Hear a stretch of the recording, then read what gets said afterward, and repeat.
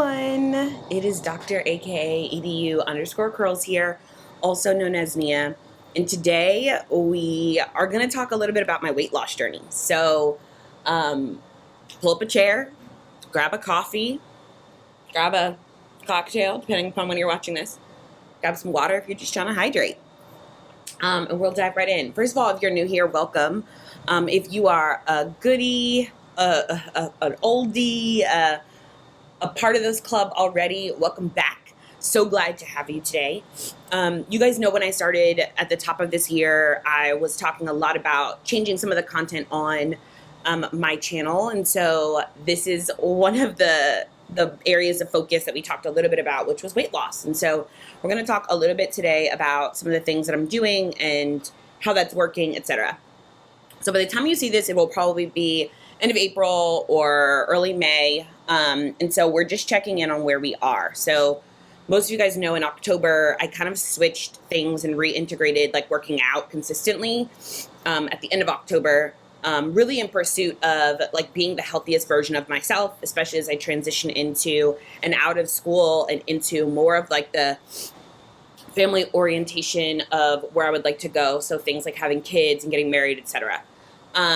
And so one of the things I was talking to my doctor about is like, I want to be in the best shape physically and be the healthiest version of myself before I start introducing children. So that's kind of like what started it and what probed it and prompted it. That and really just like wanting my body to get back to this really healthy and strong state, which it was like when I was playing basketball and playing sports all the time. So that, and at a very high level. And so that is kind of what prompted it.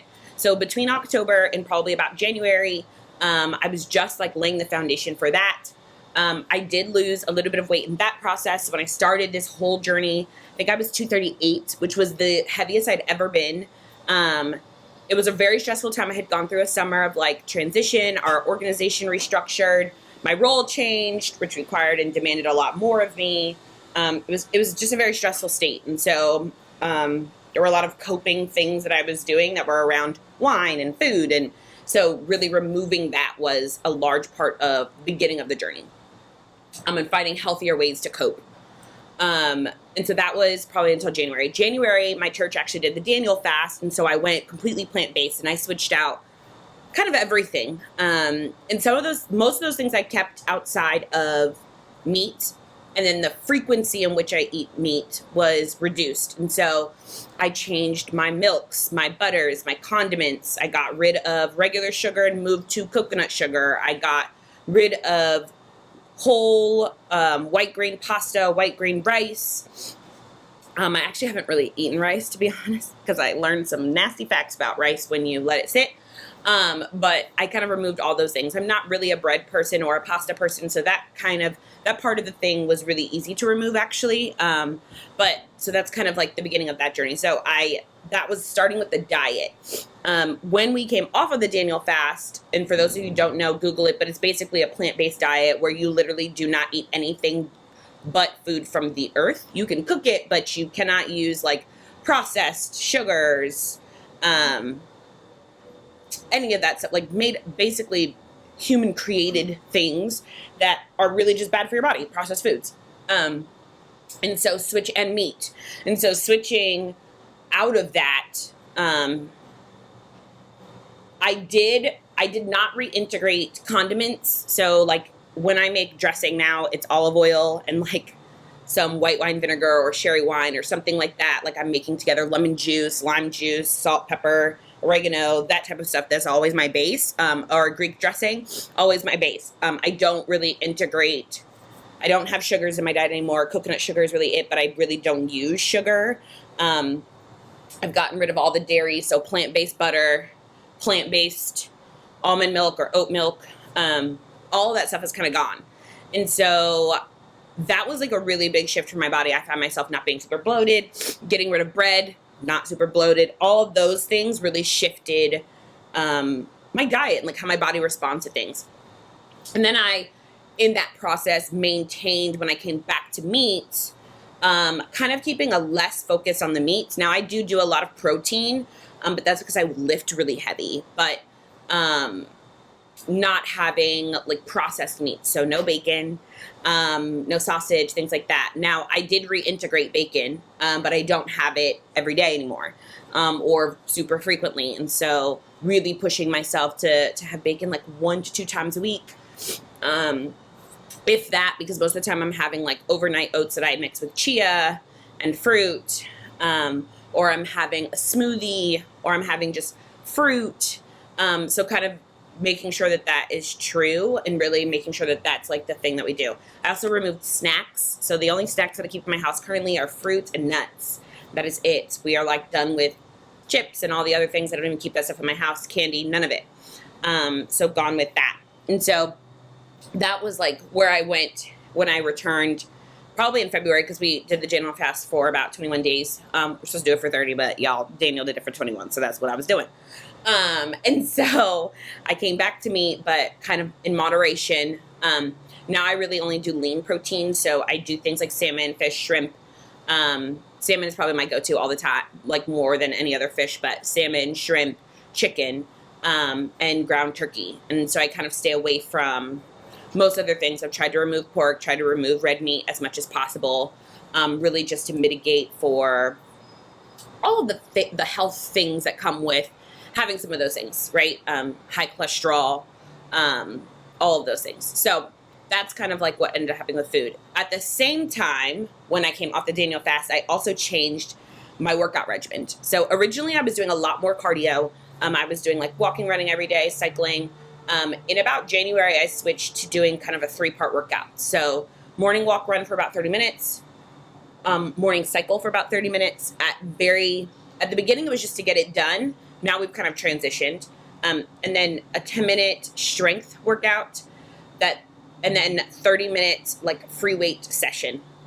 Still strength, but one is more of like a guided class that I do on my Peloton app, and then one is one that I do, specifically to target like whatever the day is that I'm targeting. So that is kind of like what ended up shifting. That's where I am now. When I first started, I really was like running for like 10, 15 minutes, cycling for like 10, 15 minutes, 20 minutes, that kind of range, and lifting for maybe 10, 20, if that. So it was a 3-part, very equal. Now we're kind of at a different place because my cardio is now running almost every day for 30 minutes. I'm going about 2 miles a day, 2 to 3 miles a day, depends on what's happening.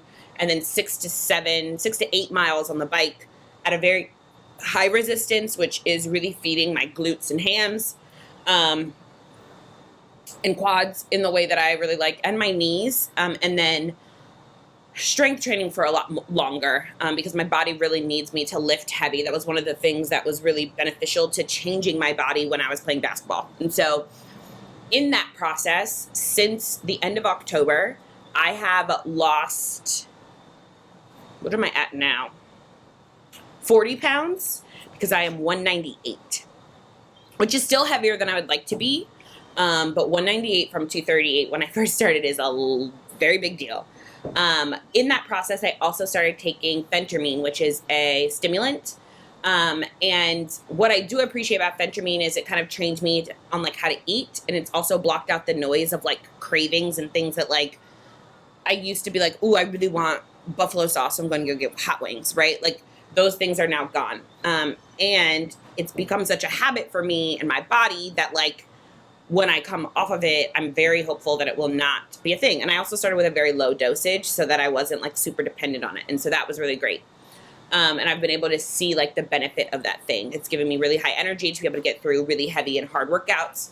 And then about a month ago, I started integrating night walks as well and stretches. And so getting back into being active a lot more than I am still, which was really, really beneficial for me. So at nights, I normally take my dog for about an hour walk, again, which is anywhere from 2 to 3 miles, just to make sure that I'm still moving through the day. So it's about 2 workouts a day, and then I do a foam roll and a stretch. And so that has really transformed my bodies. And I'll throw a side-by-side picture in the clip somewhere here. So you can see it. But basically, it's really changed my body. And so those are kind of like the things that I ended up doing. I started very small. I started with, just getting back into being active, and then moving into looking at my diet, and then moving into my diet and workout, but then changing the workout. And so one of the things that I need to be able to keep up with is changing my workout as my body changes. I've hit like a different level of strength. More recently, that has actually been very impressive to me, but has also been really, really cool to see. Like, I can see my my quad muscles again. Like, I can see certain things again in the way that I did when I was playing soccer and basketball and softball all the time. So that's really, really exciting, and a really, really important part of the journey. And I will say that, like, one of the things I really prioritized doing in this process was taking before and after pictures. So I've taken pictures along the way, which was really important to me. I've also kept up with journaling and like the aspects of your mental health, because that's also a really big thing. And trying not to fixate or obsess over like where I would like to be. In an ideal state, I'd like to be 175 pounds. Anywhere between like 165, 180 is kind of my comfort zone. But I've lost a ton of weight. My clothes don't fit in the same way.